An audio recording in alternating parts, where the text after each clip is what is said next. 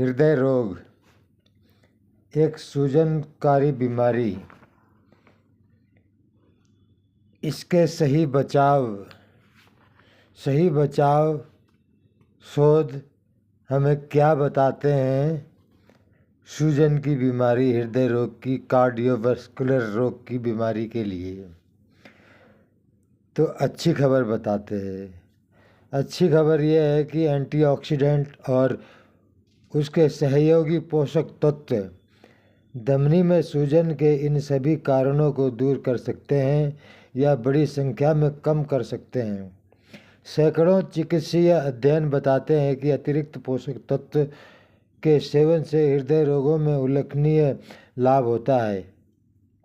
आइए अब हम प्रत्येक पोषक तत्व के बारे में जानें और ये देखें कि सूजन प्रक्रिया को कम करने या उसे बचने में उसकी क्या भूमिका होती है।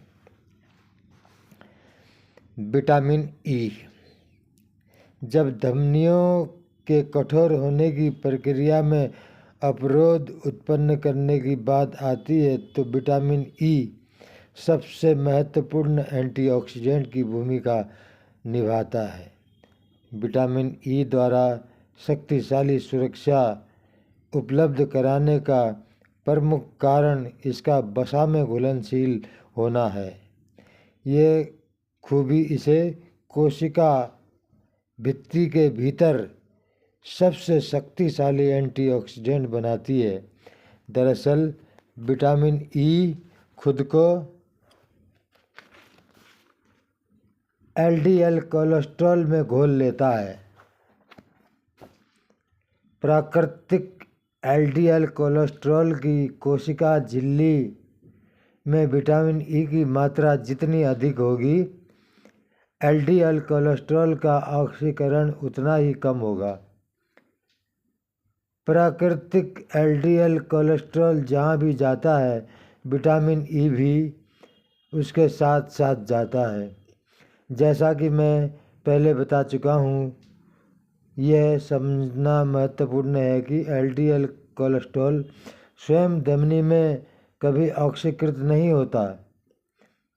यह तभी ऑक्सीकृत होता है जब यह पतली परत से गुजरता है और सब एंडोथेलियल क्षेत्र में प्रवेश करता है। शोधकर्ता अब यह मानते हैं कि प्लाज्मा या रक्त में एंटीऑक्सीडेंट की अधिक मात्रा धमनी में इस प्रकार की परिवर्तन नहीं होने देती है। सब एंडोथेलियल क्षेत्र में चारों ओर की कोशिकाएं कम एंटीऑक्सीडेंट सुरक्षा दे पाती हैं। यदि प्राकृतिक एलडीएल कोलेस्ट्रॉल में विटामिन ई की मात्रा उच्च है तो सब एंडोथेलियल स्थान से गुजरने के बावजूद इसे ऑक्सीकृत होने से बचाया जा सकता है।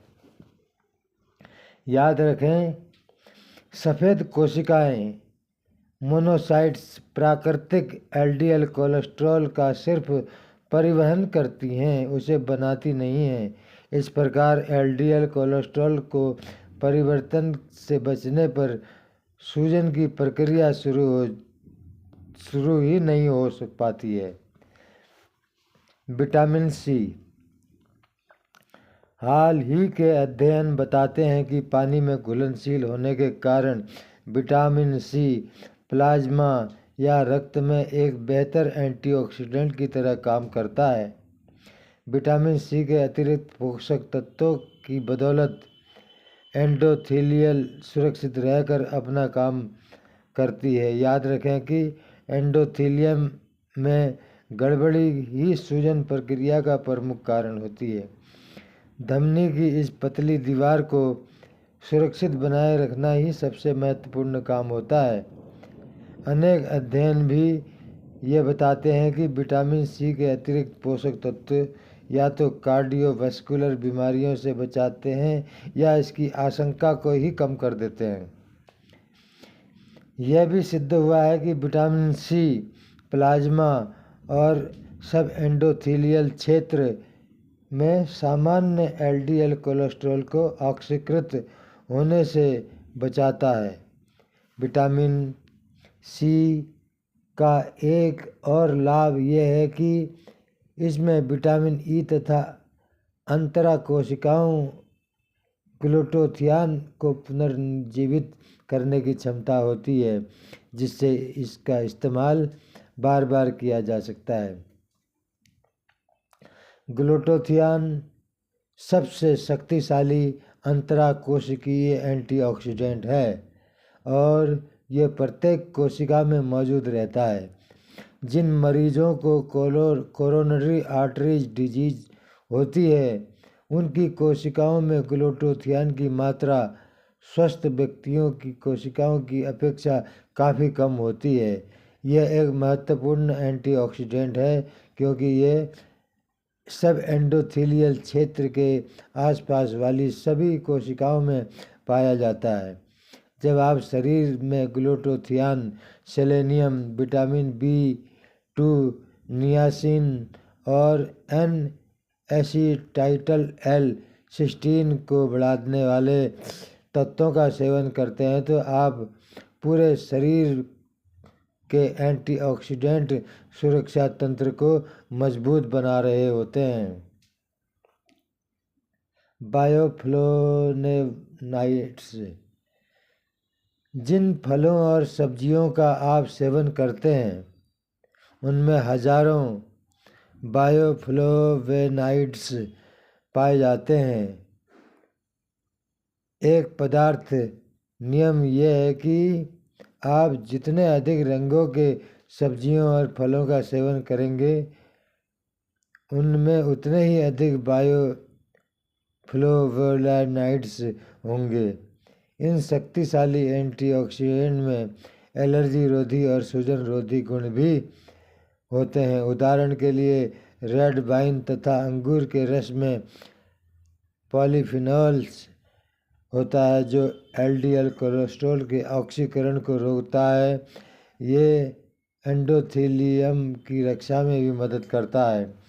अंगूर के बीज के अर्क को सबसे अच्छा बायोफ्लोवोनाइड एंटीऑक्सीडेंट माना जाता है जो गंभीर सूजनकारी बीमारी से बचने में हमारी मदद करता है। पोषक दवाइयाँ सही बचाव। शोध वैज्ञानिक इस बात का पता लगा रहे हैं कि हृदय रोगों की मुख्य जड़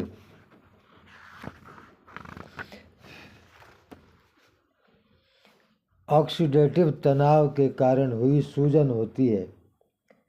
अब डॉक्टरों, मेरी तरह प्रैक्टिस कर रहे डॉक्टर को इस जानकारी को मानने और व्यवहार में लाने की ज़रूरत है ताकि मरीजों तक इसका फ़ायदा पहुंच सके। लेकिन डॉक्टरों को शोधकर्ताओं दोनों में यह प्रवृत्ति होती है कि वे मूल पोषक तत्वों को दवा मानते हैं। वे एक बार में एक पोषक तत्व से ही शरीर की प्रतिक्रिया का पता लगाते हैं ताकि वे इसकी ताकत को समझ सकें। उदाहरण के लिए पहले वे विटामिन ई के साथ अध्ययन करेंगे, फिर विटामिन सी और बाद में बीटा कैरोटीन के लिए अलग से संबंधित अध्ययन करेंगे। सामान्यतः जब इनमें से किसी एक में भी कोई उल्लेखनीय फ़ायदा नज़र नहीं आता है तो वे इन पोषक तत्वों के सेवन की सलाह देने में संकोच करने लगते हैं। इससे ही मीडिया और चिकित्सा साहित्य में विवाद उत्पन्न होने लगता है। डॉक्टर किसी भी पोषक तत्व का सेवन की सलाह देने से पहले उसे अच्छी तरह से परख लेना चाहते हैं ताकि संदेह की गुंजाइश न रह जाए, लेकिन वे पोषक तत्वों के सभी महत्वपूर्ण ऊर्जा कारक प्रभावों को भूल जाते हैं। इससे पता चलता है कि सभी एंटीऑक्सीडेंट एक साथ काम करते हैं। ऑक्सीडेटिव तनाव को रोकने के लिए शरीर को पर्याप्त मात्रा में एंटीऑक्सीडेंट की आवश्यकता होती है ताकि वह सभी स्वतंत्र तत्वों से निपट सके। और एंटीऑक्सीडेंट अपना काम ठीक से कर सके। इसके लिए उन्हें सभी प्रकार के अतिरिक्त पोषक तत्वों की ज़रूरत होती है। ये सभी तत्व सिनर्जी में काम करते हैं ताकि ऑक्सीडेटिव तनाव को खत्म करने का लक्ष्य पाया जा सके। मैं अपने मरीजों को सलाह देता हूँ कि उन्हें शरीर की कोशिकाओं और ऊतकों को पर्याप्त मात्रा में पोषक तत्व उपलब्ध कराना चाहिए। मैं इस सूजन की प्रक्रिया को शुरू ही नहीं होने देना चाहता हूँ, इसलिए मैं उन्हें अधिक से अधिक विटामिन ई लेने की सलाह देता हूँ ताकि एलडीएल कोलेस्ट्रॉल स्वयं ऑक्सीकृत न हो और सुरक्षित रहे। मैंने पाया है कि मेरे मरीजों को पर्याप्त मात्रा में विटामिन सी की ज़रूरत है ताकि एंडोथेलियम सुरक्षित रहे, एलडीएल कोलेस्ट्रॉल का ऑक्सीकरण कम हो तथा विटामिन ई व ग्लूटाथियोन का पुनर्निर्माण हो। दूसरे सभी प्रकार के कैरोटीन के साथ बीटा कैरोटीन भी इस प्रक्रिया को रोकने या कम करने के लिए आवश्यक है। मैं चाहता हूँ कि शरीर को पहले से ही selenium, vitamin B2 and acetyl L-सिस्टीन तथा नियासिन की खुराक मिलती रहे, जिससे कोशिका में ग्लूटाथियोन का स्तर बना रहे। अगले अध्याय में आप कार्डियोवैस्कुलर बीमारी का खतरा कम करने में फॉलिक एसिड, विटामिन B6 और B12 की भूमिका के बारे में भी जानेंगे। मैं एक बार फिर कहना चाहूँगा कि ये सभी पोषक तत्व एक साथ मिलकर धमनी के सूजन को समाप्त या कम करने का काम करते हैं। इस प्रक्रिया में पोषक तत्वों का संयुक्त प्रभाव ही महत्वपूर्ण होता है, इसीलिए कोशिकीय पोषण हमारे स्वास्थ्य के लिए अति महत्वपूर्ण है। अब आप अगले अंक में इसके बारे में जानेंगे, होमोसिस्टीन के बारे में। तो दोस्तों, थैंक यू, धन्यवाद। अगले अंक में और आगे और जानकारी दी जाएगी आपको। आपका दोस्त, आपका भाई, आपका हेल्थ सलाहकार हरि सिंह बिष्ट।